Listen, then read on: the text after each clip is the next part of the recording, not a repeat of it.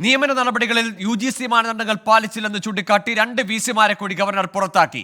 കാലിക്കറ്റ് സർവകലാശാല VC doctor MK Jayaraj, സംസ്കൃത സർവകലാശാല VC ഡോക്ടർ MV നാരായണൻ എന്നിവരെയാണ് പുറത്താക്കിയത്. VA ഗിരീഷ് ചേരുന്നുണ്ട് തിരുവനന്തപുരത്ത് നിന്ന് വിശദാംശങ്ങളുമായി. ഗിരീഷ്, ഈ നടപടികൾ വീണ്ടും സർവകലാശാലകളിൽ നാഥനില്ലാ കളരിയായി മാറുകയാണ്. സർവകലാശാലകളുടെ തലപ്പത്ത് VC-മാരില്ലാത്ത അവസ്ഥയിലേക്ക് പോകുന്നു. ഇനി ഗവർണറുടെ ഭാഗത്തു നിന്ന് ഒരു നിയമന നടപടി പ്രതീക്ഷിക്കാമോ? അതല്ല, ഇവർക്കൊരു 10 ദിവസത്തെ സാവകാശം ഹൈക്കോടതി നൽകിയിട്ടുണ്ട്. ആ നടപടി, ആ സമയത്തിന് കാത്തു നിൽക്കുമോ ഗവർണർ? ഗോകുൽ, ഇക്കാര്യത്തിൽ നിയമനത്തിൽ അപാകതയുണ്ടെന്ന് കണ്ടെത്തിയതിനെ തുടർന്നാണ് 2 VC-മാരെ ഇപ്പോൾ ഗവർണർ പുറത്താക്കിയിരിക്കുന്നത്. കാലിക്കറ്റ് സർവകലാശാല VC ഡോക്ടർ MJ ജയരാജ്, അതോടൊപ്പം തന്നെ സംസ്കൃത സർവകലാശാല VC ഡോക്ടർ MV നാരായണൻ എന്നിവരെയാണ് ഇപ്പോൾ ഗവർണർ പുറത്താക്കിയത്. നേരത്തെ ഗോകുൽ സൂചിപ്പിച്ച പോലെ ഇവർക്ക് 10 ദിവസത്തെ സാവകാശം അപ്പീൽ പോകുന്നതിനായിട്ട് അനുവദിച്ചിട്ടുണ്ട്. ഇത് നേരത്തെ ഹൈക്കോടതി ഇവർക്ക് 10 ദിവസം നൽകണമെന്ന് ഗവർണർക്ക് നിർദ്ദേശം നൽകിയിരുന്നു. ഇതിന്റെ അടിസ്ഥാനത്തിലാണ് ഈ കാലാവധി ഇപ്പോൾ അനുവദിച്ചിരിക്കുന്നത്. ഇതിന് ശേഷമാകും മറ്റ് ബദൽ ക്രമീകരണങ്ങൾ സർവകലാശാലകളിൽ ഏർപ്പെടുത്തുന്നത് സംബന്ധിച്ച് ഗവർണർ തീരുമാനമെടുക്കുക. ഏതായാലും സ്വാഭാവികമായും ഈ VC-മാർ ഹൈക്കോടതിയെ സമീപിക്കും എന്നുള്ള കാര്യത്തിൽ യാതൊരു തർക്കവുമില്ല.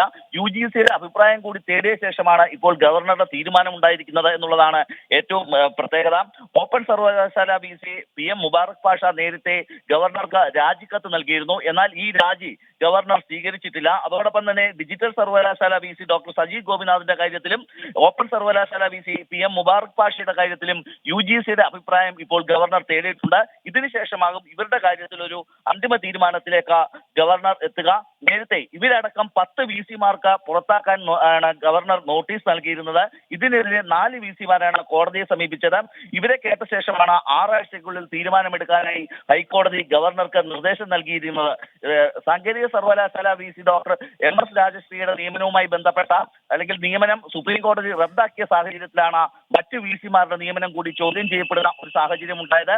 UGC നിയമവും ചട്ടവും ഈ VC-മാരുടെ കാര്യത്തിൽ നടപ്പായിട്ടില്ല എന്നുള്ളതായിരുന്നു ഗവർണറുടെ നിലപാട്. തുടർന്നാണ് ഗവർണർ ഇവർക്ക് നോട്ടീസ് നൽകിയതും. ഇതിൽ ഏറ്റവും പ്രധാനമായിട്ടുള്ളത് 3 VC-മാർ, സാങ്കേതിക സർവകലാശാല VC, അതോടൊപ്പം തന്നെ ഫിഷറീസ് സർവകലാശാല, കണ്ണൂർ സർവകലാശാല VC-മാരെ ഇതിനകം കോടതികൾ പുറത്താക്കിയിട്ടുണ്ട്.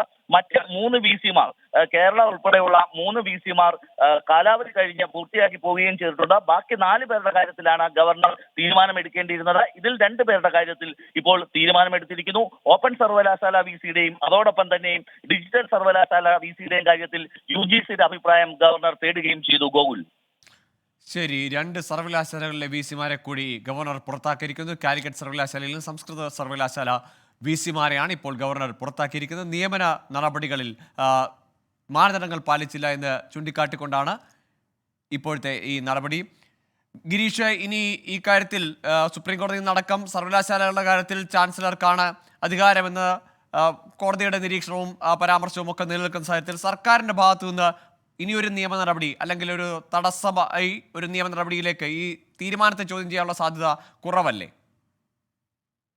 ഗൂഗിൾ, ഇത്തരത്തിൽ ഈ ഗവർണറുടെ തീരുമാനത്തിനെതിരെ അല്ലെങ്കിൽ ചാൻസലറുടെ തീരുമാനത്തിനെതിരെ സർക്കാർ കോടതിയെ സമീപിക്കാനുള്ള സാധ്യത വളരെ കുറവാണ്. കാരണം നേരത്തെ തന്നെ സുപ്രീം കോടതി സാങ്കേതിക സർവകലാശാല VC-യുടെ കാര്യത്തിൽ കടുത്ത നടപടികളാണ് സ്വീകരിച്ചത്. MS രാജശ്രീയെ പുറത്താക്കുന്ന അടക്കമുള്ള നടപടികളിലേക്ക് സുപ്രീം കോടതി കടന്നിരുന്നു. പിന്നീട് ഹൈക്കോടതിയും സമാന രീതിയിൽ തന്നെയാണ് ഈ കേസിനെ നിരീക്ഷിച്ചതും അല്ലെങ്കിൽ ഇതുമായി ബന്ധപ്പെട്ട നടപടികൾ എടുത്തതും. സ്വാഭാവികമായും അതേ ചട്ടങ്ങൾ തന്നെ പാലിച്ചു തന്നെയാണ് ഈ VC-മാർക്കെതിരെയും നടപടിയെടുത്തിരിക്കുന്നത്. അതുകൊണ്ട് തന്നെ ഹൈക്കോടതിയോ സുപ്രീം കോടതിയോ സമീപിച്ചാൽ ഇക്കാര്യത്തിൽ പ്രത്യേകിച്ച് ഗുണമൊന്നും ഉണ്ടാകില്ല എന്നൊരു നിയമോപദേശം സർക്കാരിന് ലഭിച്ചിട്ടുണ്ട്. പക്ഷേ അപ്പോഴും VC-മാർക്ക് 10 ദിവസം അപ്പീൽ നൽകുന്നതിന് വേണ്ടി ഹൈക്കോടതി തന്നെ സമയം അനുവദിച്ചിരിക്കുന്നു.